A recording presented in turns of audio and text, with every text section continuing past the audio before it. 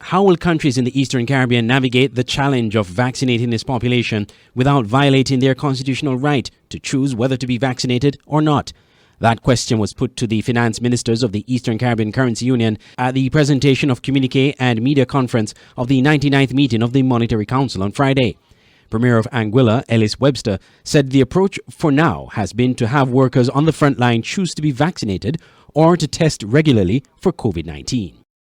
Here in Anguilla, we have been discussing and looking at legislation towards, making it mandatory for workers who have unavoidable and close contact with the public or with visitors, that they have to be vaccinated.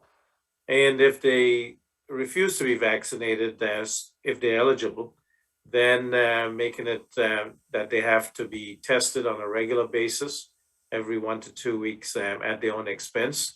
And that's what we are looking at right now. And certainly we get some pushback in that regard.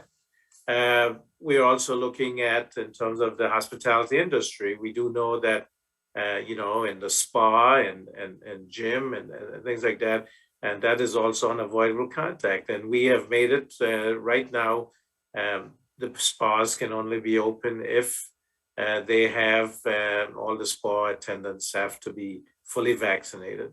And this is what we are grappling with, and we'll continue to push as we go ahead, because we do want to get to that magic number of 70%. We know that is the minimum requirement. Here in Anguilla, we're at about 61% of our target population has had the first dose, and about 55% second dose. And so we keep trying to get persons to voluntarily get vaccinated. And we feel that it's, as the Prime Minister said, the only way we can get to where we can safely open the economy is we have to have the level of vaccination that gives our people that assurance that we can decrease the chance of infection, transmission, and severe illness and death. Several workers across the Eastern Caribbean have taken umbrage to the policy of mandatory vaccination or regular testing, claiming this violates their right to choose.